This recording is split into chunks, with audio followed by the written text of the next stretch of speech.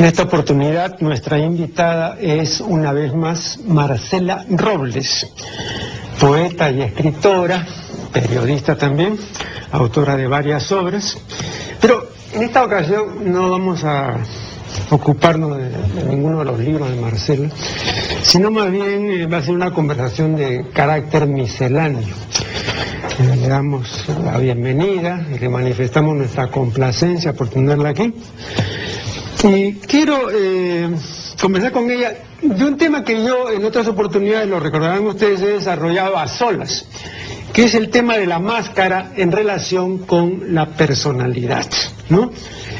En latín, máscara se dice persona, y nuestro término persona se tomó tal cual directamente del latín. Luego el adjetivo correspondiente personal, ¿no?, sirvió para derivar el nombre abstracto personalidad, que es el conjunto de características, cualidades, ¿no?, distintivas del sujeto inteligente, supuestamente inteligente, llamado persona, ¿no? Es lo que nos distingue de los demás, esa es nuestra personalidad. Pero según esta derivación etimológica, nuestra personalidad sería un enmascaramiento.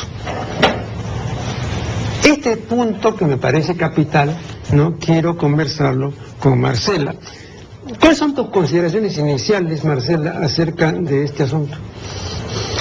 Bueno, cuando me comunicaste más o menos de qué tipo de temas íbamos a conversar, mencionaste esto de la máscara y me pareció un tema sumamente complejo, interesante y misterioso, ¿no? Y creo que tú mismo habías mencionado una frase en algún momento de John Stuart Mill, ¿no? Uh-huh. Y me pareció bacán que lo mencionaras porque, si no me equivoco, estamos hablando del siglo XVIII, pues, ¿no? Del siglo XIX. John Stuart Mill fue uno de los primeros feministas masculinos, ¿no? Él escribió incluso un artículo que se llamaba El sometimiento de las mujeres. Así es. Tenía una gran mujer como compañera que lo apoyó mucho en su obra. Y entonces me pareció un buen ejemplo para comenzar este tema, ¿no? Creo que definitivamente el enmascaramiento es una gran parte de nuestra personalidad y estuve buscando etimológicamente el significado de la palabra máscara, ¿no?, que se usa, pues, como bien sabrán, desde el teatro griego, ¿no? Y pues ha pasado a la Edad Media y ha pasado a las cortes europeas, siempre en representaciones ceremoniales, ¿no? Entonces, en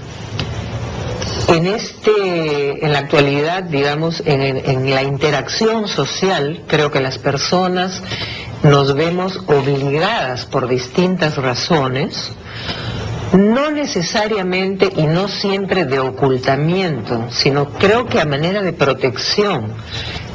Nos vemos obligados a enmascarar ciertas partes de nuestro ser. Bueno, entonces, perdón, si fuera así, estaríamos haciendo lo mismo que se hacía en el teatro clásico. O sea, el uso de máscara, ¿no?, no solamente era para asumir la apariencia de otra persona, ¿no?, o para caracterizar a tal o cual personaje, sino para protegerse del mal de ojo, porque se temía mucho que entre los espectadores pudiera alguien, pues, tener animadversión y podría, pues, con la mirada no maléfica causarte un daño. Pero si tenías máscara, estabas protegido. O sea, la idea de protección es antiquísima también, ¿no?, en relación con la máscara. Bueno, me parece justa. Sí. Además, o sea, hay gente que tiene muy mala vibra, ¿no?, y eso te contagia, claro, te envenena. Claro. Entonces tú puedes perfectamente, tienes todo el derecho de protegerse de esa mala vibra, ¿no? O bueno, claro, en esos casos lo mejor es alejarse, ¿no? Claro. Con máscara o sin máscara. Pero la idea de enmascaramiento, ¿no?, como te digo, más que ocultamiento, yo la veo así, es decir, para interactuar no significa, no lo relaciono con hipocresía, ¿no? No lo relaciono con hipocresía, lo relaciono con esta especie de actuación en el buen sentido para poder interactuar mejor con los demás. Claro, porque de otra manera nos ocurriría lo que le solía ocurrir al gran novelista Émile Zola, ¿no? Y él mismo lo ha referido, ¿no? Que él era tan veraz y él era además una persona tan impulsiva en casos como el que voy a mencionar inmediatamente, que él mencionó, que cuando estaba frente a un interlocutor que le acababan de presentar y él a los 2 minutos se daba cuenta de que estaba frente a un estúpido, le decía: ¿sabe usted, señor? Voy a cortar aquí la conversación porque usted es un estúpido, no puedo seguir conversando. Pero si nosotros tuviésemos esa misma actitud, estaríamos peleando todo el día. Así es. Entonces tenemos pues que callarnos y todo, y luego después vendrá el raje. ¿No? Pero en ese sentido sí hay un encubrimiento, hay una ocultación, ¿no?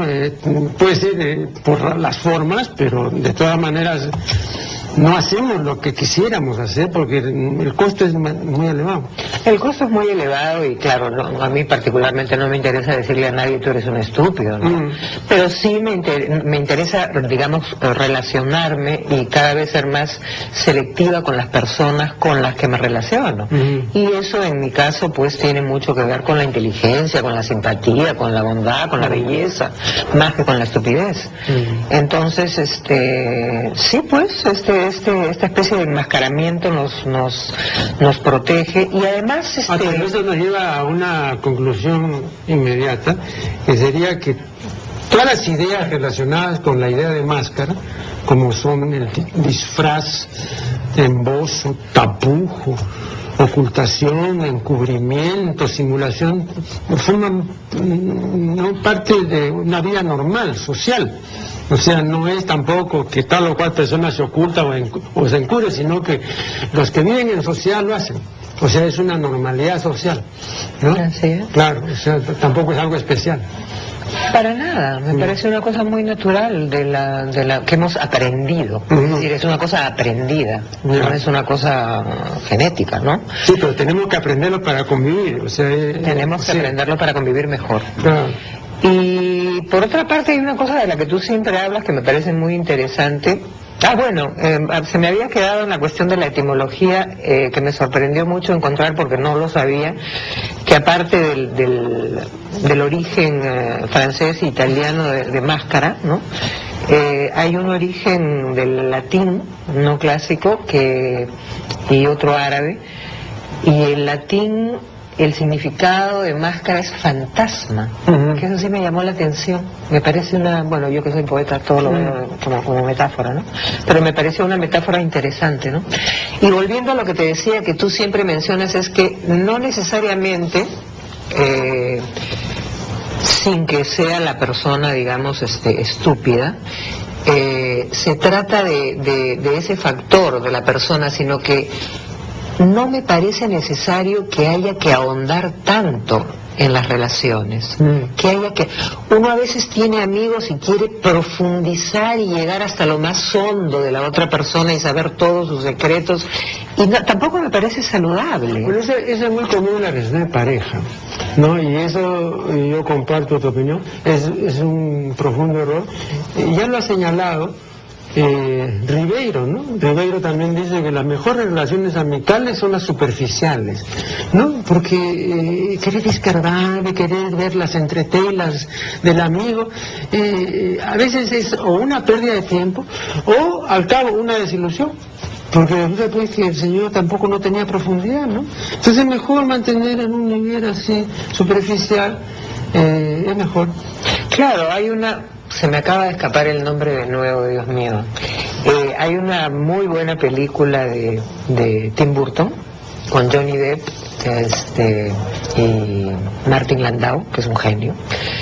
Y recuerdo que hay una escena extraordinaria en que te mueres de la risa, en que es de un famoso director de cine, ahorita me acuerdo, que realmente existió y que hizo, está probado, las peores películas en la historia del cine. Entonces filman una escena en la que Bela Lugosi o el pata que se creía Bela Lugosi tenía que luchar contra un pulpo gigante, pero la escena la filman en un charco que tiene pues 10 centímetros de profundidad. Entonces, tener una relación de ese tipo es lo mismo que esa escena. Te metes en este charco que no tiene más de 2 centímetros de profundidad, ¿no? A luchar con este pulpo gigante, entonces es ridículo, no vale la pena. Y te encharcas. Y te encharcas y te englodas. Claro. Y volvemos a la parte en que es importante pues conocer al amigo y algunas cosas de tu amigo cuando te interesan, ¿no?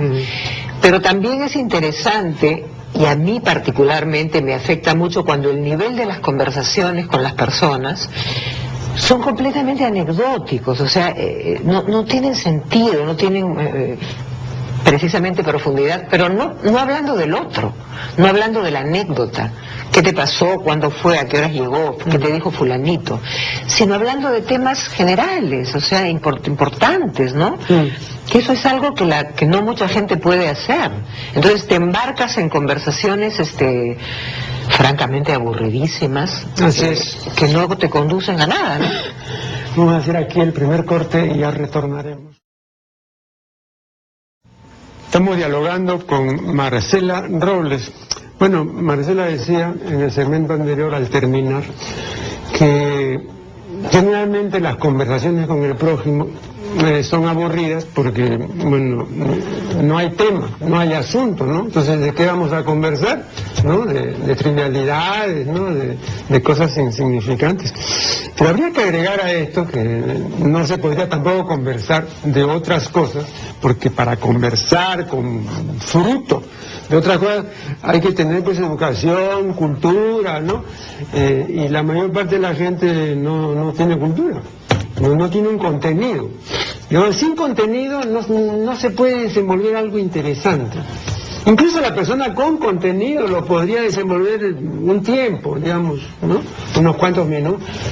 Claro, si el interlocutor es igualmente culto, entonces así sí se prolonga la conversación.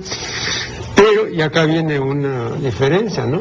He notado, vamos a ver qué opina la invitada, que en las mujeres es muy difícil establecer una conversación sobre asuntos, sobre temas. Siempre tiene que ser sobre personas, o lo que le pasa a ella o a él, o lo que le pasa a su entorno familiar, o lo que quiere ser, etcétera. Pero de ahí no salen tampoco, ¿no? Entonces también eso empobrece el diálogo. Pero yo consideraría que hasta es una característica femenina, ¿no? ¿Y por qué esta dificultad de abordar temas? Bueno, aquí hay varias cosas que decir, a ver si me las acuerdo todas. Y para que vean que no he perdido del todo la memoria, la película a la que me refería anteriormente se llama Ed Wood, altamente recomendable, de Tim Burton. Vale la pena verla solo por esa escena del pulpo gigante en el charco. Yo creo que, bueno, en primer lugar, sí me gustaría aclarar que hay momentos en la vida, en los estados de ánimo, en que a uno le provoca decir tonterías, pues, o sea, hablar de tonterías, hablar de cosas vanas, superficiales y ver una comedia tonta, por así decirlo. Hay momentos así y también es válido, ¿no? O sea, no digo que sostengas así todas tus conversaciones, pero me parece refrescante de vez en cuando entablar una conversación, pues, medio tonta, pues, ¿no? Medio para relajarse. Eso es lo que yo le decía aquí mismo a Frida Holler, ¿no? Le decía, por ejemplo, que ella es una distinguida representante de la alta frivolidad, ¿no? La frivolidad forma parte de la vida, ¿no? Sí, y me parece bacán. Claro. O sea, la frivolidad también puede ser muy bacán, ¿no? Y es, como repito, muy relajante. Y volviendo a la parte interesante, digamos, yo creo que esto que tú mencionas de las mujeres en realidad no es una debilidad. O sea, el hecho de hablar, yo creo que la limitación, yo no he dicho debilidad, no, limitación. No es una limitación, yo creo que es un valor agregado de las mujeres el hecho de poder hablar de lo que nos pasa, cosa que es una limitación más bien en el hombre. El hombre le es muy difícil hablar con sus amigos de lo que le pasa. Entonces, las mujeres solucionamos las cosas hablando. Cuando tenemos un problema, o sea, tenemos mayor capacidad de introspección y mayor capacidad de comunicarnos con nuestros semejantes y decirles lo que nos ocurre como una manera de resolver el problema, y eso me parece bueno. Pero mientras, perdona que termine, mientras que no se reduzca a eso, ¿no? Mientras que no se reduzca a eso. Claro, pero me permito hacer la siguiente observación, que no es mía, sino de la poeta Graciela Briceño. En una oportunidad hace muchos años yo le decía a Graciela, he notado, en esa época era cierto, ahora ya no lo es, por lo menos en la misma medida, pero en esa época, hace 25 años sí, que hay muy pocas mujeres que poetizan, ¿no? Y son pocas también las que publican poemarios, ¿no? Había pues 4 o 5, y en la antología de Escobar hay muy pocas mujeres, ¿no? Muy pocas. ¿A qué cree que se debe? Porque nadie le prohíbe a la mujer que poetice, ¿no? Nadie. No, le habrán prohibido otras cosas, pero eso no. Entonces, ¿por qué? Estás diciendo lo que tú le dijiste. Claro, lo que yo le decía a Graciela. Entonces me dijo, yo tengo una explicación de eso. ¿Pero en qué año fue? Hace 25 años. Ah, ya. Porque ahora hay un montón de poetas. Ahora, pero digo, esto mismo vendría, digamos, a contradecir lo que acabas de decir, de que las mujeres tienen una mayor capacidad de introspección. No, Graciela me decía que la mujer, ¿no? Está más sumida en sí misma, ¿no? Y que eso que puede significar introspección, ¿no? Es una dificultad de manifestación, al revés, ¿no? O sea, no manifiesta aquello que tiene, digamos, guardado, aquello que está en su penetral, para usar un término que usaba Honorio Delgado, ¿no? Y entonces no lo vuelca al exterior, no lo publica, ¿no? Por eso no escribe poesía, ¿no? Pero tiene un mundo, ¿no? Que está dedicado a la crianza, al hogar, etcétera. Entonces, en eso se le van las energías. Entonces, ella explicaba así el asunto, ¿no? No sé si... Bueno, discrepo con...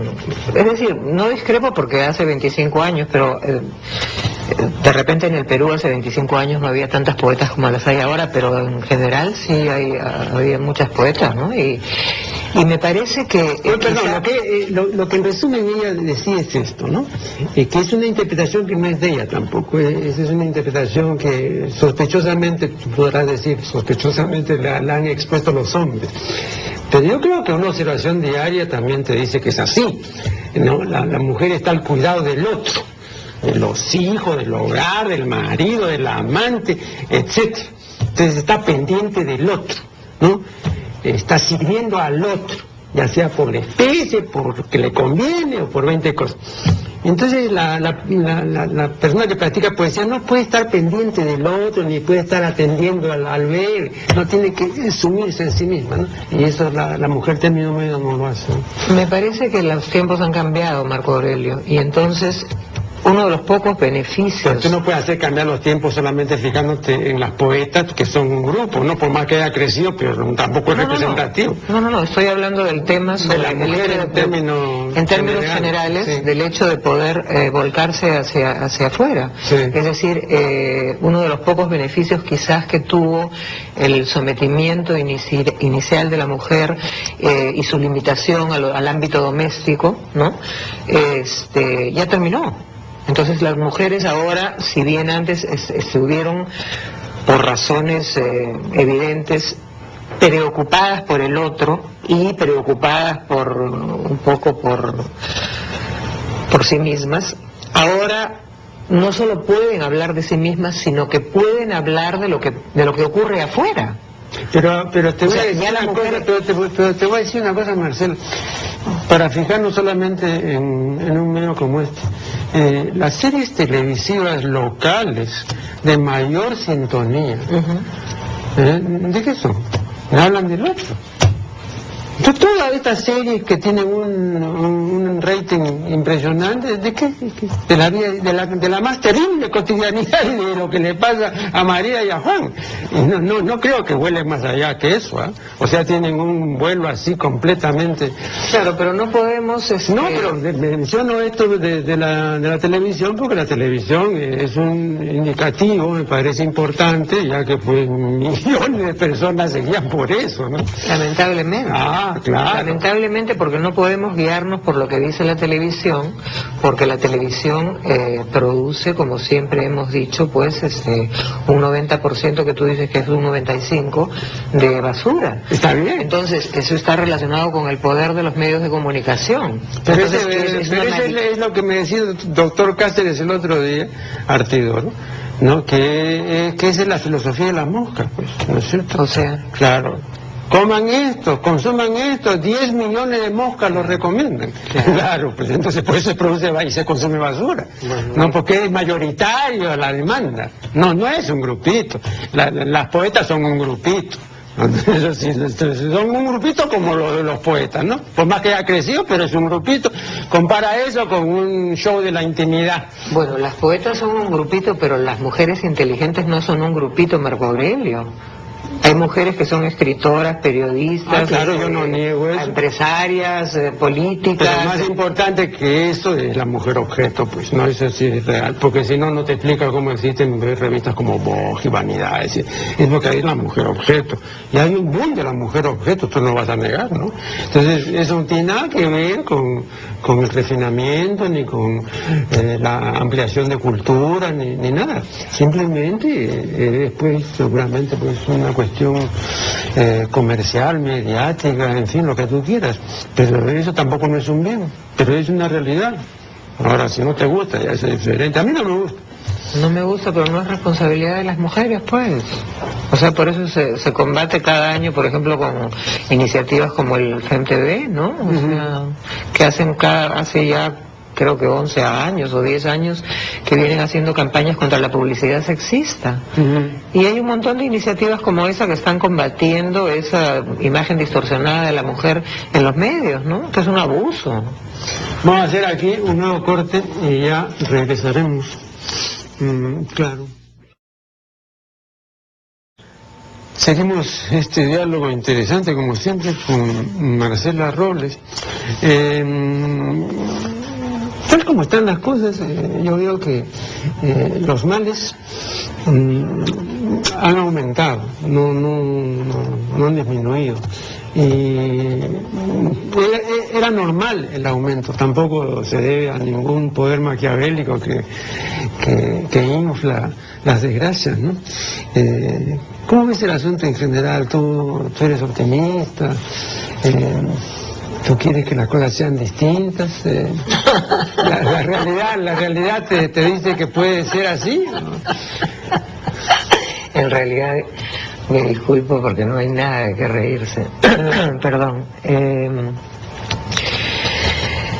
Me temo que solía ser más optimista. Ajá. Sí, últimamente veo una especie de desbarrancamiento preocupante en la especie, que creo que se está destruyendo a sí misma desde hace ya mucho tiempo. Yo antes solía decir, y lo he dicho incluso en tu programa, que yo era una optimista informada. Así es. Entonces, claro, sigo informada, pero ya no soy tan optimista, ¿no? Creo, Marcela, perdón, una observación, que eso es también lo que está ocurriendo con nuestra especie, una consecuencia que no pudo prever la llamada filogenia. Y no pudo preverla porque pareció inicialmente un bien. Y es el hecho de haber perdido nuestro caudal instintivo y de haber adquirido la llamada inteligencia superior. La adquisición, como nos explican los especialistas de la inteligencia superior, redujo el instinto a límites absolutamente embrionarios. Y entonces, a partir de ese momento, nuestra especie tuvo que confiar, ya no en el instinto, que no lo tenía, pero que era seguro, fijo, automático, sino tuvo que confiar en la voluntad, en la inteligencia, en la reflexión y todo, que son mecanismos muy lentos y que se equivocan y todo. A partir de ese momento comenzó la desgracia, me parece. Parece hasta paradójico, ¿no? Pero en realidad es trágico. Sí. En realidad es trágico. Yo creo que lo que sí veo, y eso me permite conservar cierto optimismo, es que, por ejemplo, en Latinoamérica, en el Perú incluido, sí veo grupos de personas que están haciendo actos de buena voluntad, que están haciendo acciones inteligentes, creativas, proactivas, en el sentido de tratar de salvarnos, ¿no? Y eso me da cierta esperanza, pero lamentablemente lo que pasa es que somos una minoría. Entonces todo lo bueno que se hace no logra contrarrestar lo malo que se está haciendo, en detrimento de la especie, del planeta, del calentamiento global, etcétera, etcétera. Entonces creo que fue Marcuse el que dijo que la estética del poder estaba contaminando, y esto tiene que ver también con los medios de comunicación, la estética, la otra estética, ¿no? La estética de la belleza, de la armonía, del equilibrio, de la bondad. Entonces, estamos un poco jodidos, ¿no? Bueno, mucho, porque estuve revisando recientemente el libro de Sartori, Homo Videns, que es un libro que tiene ya sus buenos 15 años, ¿no? Y rescato, entre otras cosas, lo que manifiesta Sartori en relación con la democracia, ¿no? Que es uno de los lugares comunes que se repiten en todos los países, ¿no? Eso, sobre todo en los países occidentales. Pero dice Sartori con mucha razón que la democracia reducida al demopoder es un disparate. Si a ese demopoder no se le agrega el demosaber. Una democracia que es puro poder sin conocimiento es una estupidez. Bueno, ¿y a dónde está pues el demosaber? No hay, pues. No hay. Entonces es simplemente la cuestión cuantitativa, la cuestión mayoritaria. ¿Y claro, quién ha dicho que la mayoría tiene razón? Y el poder absoluto corrompe de manera absoluta. Sí, por eso entonces el asunto ya es más serio, porque son realidades que no veo de qué manera se pueda contrarrestar, ¿no? Yo aquí, en este país, fui uno de los que se afanó inicialmente, ¿no?, en que se divulgara la palabra meritocracia. Y después, bueno, mucho tiempo después, se la oí decir, por ejemplo, al presidente García, ¿no? Pero ahora, cuando se usa para el escalafón, pero no se usa como forma de gobierno, o sea, para significar una forma, no, simplemente como la meritocracia, ¿no es cierto? Es la suma del talento y el esfuerzo, es igual al mérito. Entonces, lógicamente, el que tiene talento y ya se ha esforzado tiene un mérito, y entonces eso, pero esa persona es digna de ocupar este puesto, ¿no? Esa es la verdadera meritocracia. Claro. Pero no, ahora tú estás en un ministerio, quieres ascender y tienes meritocracia de por medio, ajá, entonces tienes más medio, bueno, ya suben un escalón en el ministerio, pues, ¿no? O en una firma, no, pero no como forma general. Lo que me cuesta mucho trabajo entender, o me estoy haciendo la tonta. No, me cuesta mucho trabajo por qué los gobiernos no terminan de entender esto del demosaber. Es decir, lo único que nos va a salvar es la cultura, y la cultura sigue siendo la última rueda del coche. ¿En qué momento van a entender, porque es que es 2 más 2 son 4, que la cultura y la educación son la base? La base del saber, y por lo tanto del conocimiento, y por lo tanto de la evolución. Entonces, ¿por qué queremos retroceder? Porque nadie lo entiende. Eso es lo que no comprendo. Claro. Cambiando de tema, quería someter a tu consideración un asunto. Lo he sometido a otras mujeres y he podido recoger diversas opiniones. El asunto es puntual. No es que hayas sometido a varias mujeres. No. El asunto es puntual, ¿no? Las mujeres, en condiciones extraordinarias, en situaciones límite, por ejemplo, en un campo de concentración, y también en situaciones de terrorismo, como en el caso de Sendero, las mujeres son más crueles que los hombres. Entonces la pregunta que yo me hago es ¿por qué? Porque normalmente se dice que la mujer, ¿no?, es más tranquila, más pacífica y todo, y que el violento y el sanguinario es el varón. Sí, en términos generales es así. Pero ¿por qué en estas situaciones, no? Las caporalas de los campos de concentración superaban largamente a los caporales en maldad. Y las mujeres eran terribles, ¿no? Terribles, ¿no? ¿Tienes alguna explicación? ¿Está científicamente comprobado? ¿Está estadísticamente comprobado? Sí. ¿Tú sabes que Ahora, son casos, pues, lógicamente extraordinarios, no es la vida diaria, pero en esos casos sí se llegan a esos extremos, ¿no? Bueno, no he reflexionado sobre el tema, pero lo primero que se me ocurre, yo me acuerdo una entrevista que le hicieron, no una entrevista, estaba dando clases, una charla, la escritora Margaret Atwood, ¿no?, muy talentosa, y le preguntaron por qué las mujeres tenían miedo de los hombres. Que era lo que más temían de los hombres, y ella les contestó porque tenemos miedo de que nos maten. Entonces lo primero que se me ocurre es que es por miedo, o sea, es como un instinto de supervivencia, sacar lo más cruel que puedas, relacionándolo con la fuerza, que es menor a la del varón, para poder sobrevivir. Sí, pero en este caso te mencionaba estos casos concretos porque eran personas que tenían en ese momento el poder en los campos de concentración, o sea, las caporalas, las que mandaban. Claro. Entonces hacían lo que querían con los prisioneros. Pero es una situación límite, pues. Claro, pues yo te digo, pero en esas situaciones es curioso que sale una mujer que no sospechamos. Vamos aquí a hacer un nuevo corte y ya regresaremos. Estamos dialogando, y esta es la recta final, con Marcela Robles. En el primer segmento, me parece, de la conversación, mencionaste a Stuart Mill, ¿no?, al filósofo y economista inglés. Y efectivamente, pues, en su obra sobre la sujeción de las mujeres, ¿no?, él dice que nunca se entenderán o terminarán de entenderse los sexos mientras que el hombre tenga, como tiene, un desconocimiento abismal de la mujer, ¿no? Dice, para repetir sus propias palabras, un conocimiento terriblemente imperfecto, ¿no?, acerca de la mujer.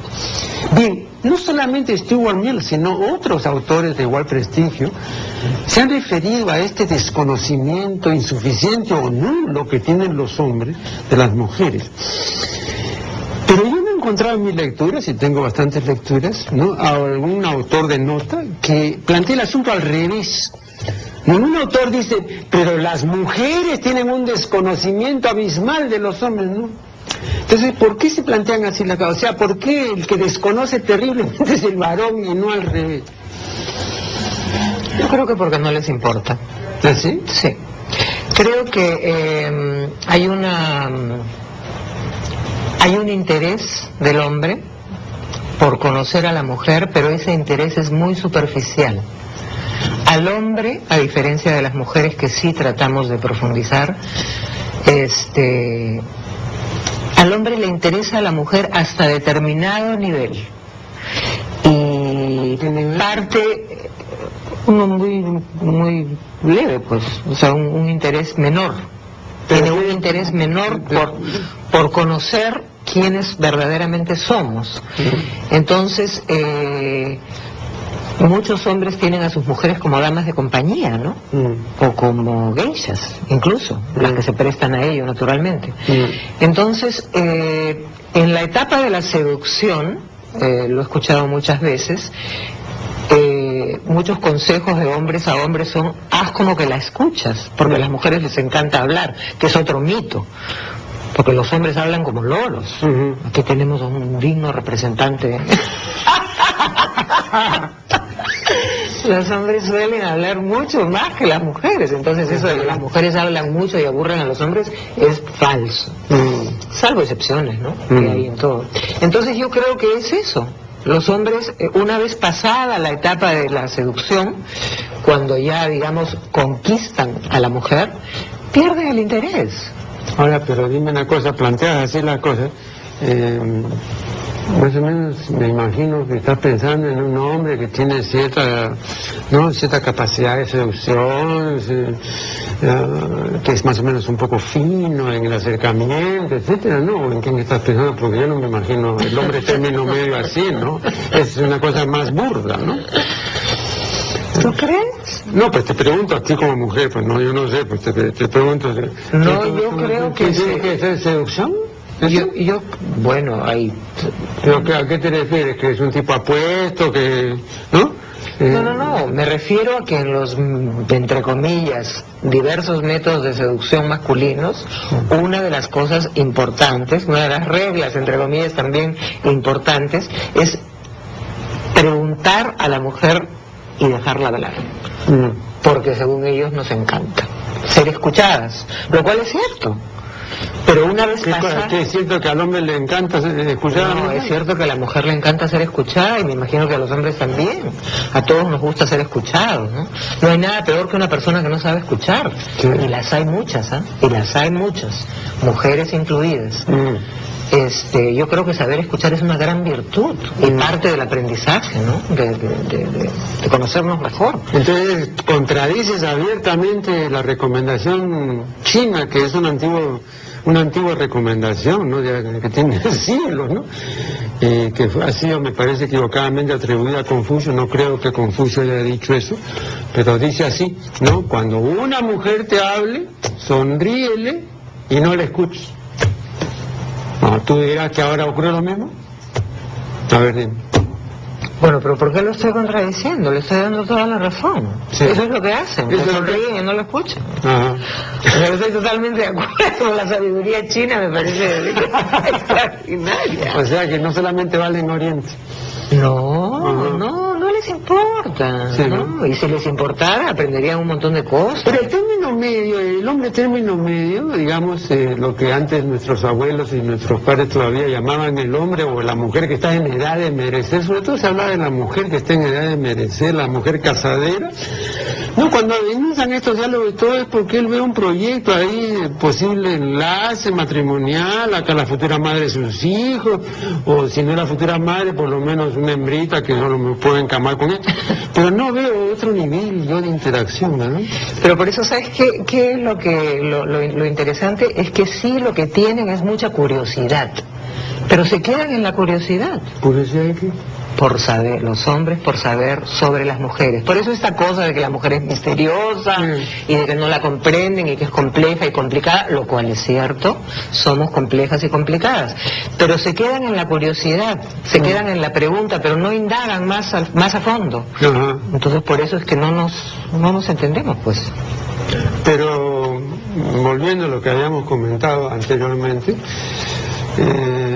tal vez tampoco pues produzca réditos estimables y profundizar una relación de pareja, ¿no? Pero tú misma has dicho, ¿para qué? Para luchar con él. No, para mantener un nivel superficial nomás. Ese podría ser mejor, porque si uno va a suponer que el otro o la otra tiene pues una profundidad oceánica y se encuentra con un charco, ¿no? Entonces no vale la pena, mejor mantener así superficialmente, ¿no? Yo tengo un trabajo que se llama pelágicos y bentónicos, ¿no? Y estos términos son términos raros, pero pelágicos son los seres del plancton marino de superficie, los que flotan en el mar, y bentónicos son los de las profundidades marinas. Entonces igual, la mayor parte de los seres humanos son pelágicos, son seres de superficie, o sea, ser superficial es una manera de ser, pues. Y los seres profundos, eso, ¿no? Weininger, que es muy querido por las mujeres, dijo una cosa también terrible. Digo, vean ustedes, las mujeres lo único profundo que tienen es el sueño. ¡Ay, qué horror! ¿Sí? ¡Qué barbaridad! Así es. No, pero ¿sabes lo que pasa? Justamente me acaban de hacer una entrevista para una antología de poesía, volviendo a la poesía, mi gran amor, y entonces hay una pregunta de Roland Forges, que es el que está haciendo la antología, que me dice: en este verso, en este poema, ¿qué quieres decir con el enigma tal? Y yo lo que le respondo es, en la poesía, y aquí podemos aplicarlo también a la vida misma y a la mujer, muchas veces es bueno conservar el enigma. Entonces, sumado a lo de esto que tú dices de la profundidad, me parece que lo enigmático es bueno conservarlo. No hay que aclararlo todo, no hay que contarlo todo, no, hay que tener secretos. Claro. Sí. No, pero yo no he dicho que haya que contar los secretos ni nada de eso, porque a veces me parece un error, sobre todo en las relaciones de pareja, donde cuentan todo su pasado. ¿No? Terrible error. Sí, pues, terrible. ¿No? Y nunca aprendemos. Claro, entonces, y luego están sacando en cara todo lo que me dijiste. Así es. Sí. Pero eso también se debe al insuficiente desarrollo de los actores, ¿no? Porque los que están actuando ahí, los que están teatralizando esos pequeños dramas de aldea, como se decía antes, son seres, pues, para usar un término de la botánica, inmaduros, ¿no? O sea, no han tenido un cabal desarrollo ni nada. Entonces tampoco puedes esperar algo. Creo que gran parte del atractivo de las llamadas telenovelas es que justamente son seres de ese nivel. Y como el espectador tiene ese mismo nivel, entonces por eso hay perfecta sintonía. No, en cambio, programas como este, estimada doctora, se dirigen a una inmensa minoría, ¿no? Creo que esta es una expresión de Jorge Guillén, ¿no? Bueno, así atribuido a Jorge Guillén, así atribuido a Juan Ramón Jiménez, en fin, a varios otros, ¿no? A Gerardo Diego, a todos estos célebres poetas. Pero hay un sector importante, ¿no? Alguna vez acá saliendo del canal me encontré con César Gil y me decía, creo que tienes 2 puntos de sintonía, pero ten en cuenta que un punto son 100.000 espectadores. No, que 2 puntos ya tienes 200.000, ¿sabes? Un montón, pues, ¿no? Ya, entonces, sobre todo para cosas así como estas que suponen un esfuerzo del televidente. Imagínate, tienes un público como si hubiera un conjunto de rock, un concierto. Por razones diferentes. Monumental. Por razones completamente... Por razones diferentes, pero fíjate tú que es un buen número de personas, ¿no? Claro. Sin embargo, ¿sabes qué? Yo quiero terminar diciendo que yo sí creo en encontrar mi alma gemela. ¿Sí? Sí. ¿Sí? ¿No? ¿Tú no? Estaba recordando un libro de Goethe que se llama Las afinidades selectivas, creo, ¿no? No, porque eso me parece que es la búsqueda del santo grial, ¿no? Es como la lámpara maravillosa, la lámpara azul, como decía uno. La gente, a propósito, ¿no sabes eso? De la lámpara azul, ¿no? La niña y la lámpara azul y todo. Claro. La gente cree que es un color. Y yo ya explicaba acá, te paso el dato por si acaso no sepas, aunque seguramente lo sabes, ¿no? Tomaron del francés ese término, azul, que aparte de designar pues un color, ¿no? En francés, no en español, en francés designa lo maravilloso, lo fantástico, lo mil y una nochesco, lo concerniente a los cuentos de hadas, ¿no? Acá había un programa que tú no sé si veías hace años en la televisión, que se llama La Hora Azul. Sí. Ya, esa hora azul era la hora de la fantasía. Pero no, la gente creía que era por el color azul. Como buen simbolista. Claro, entonces igual, la niña y la lámpara azul y la lámpara maravillosa de Aladino, ¿no? Claro, pero como el poema Ítaca, pues, ¿no? Sí. Lo importante no es el destino, sino el viaje. Claro. Entonces la búsqueda es bonita. Así es. Sí. Bien, ha sido una vez más, pues, Marcela Robles expresándose con la sinceridad que suele, ¿no? En este programa La Función de la Palabra. Te agradecemos. Gracias a ti, Marco Aurelio, y feliz año. Del mismo modo, pues. Entonces, con ustedes será hasta el programa siguiente.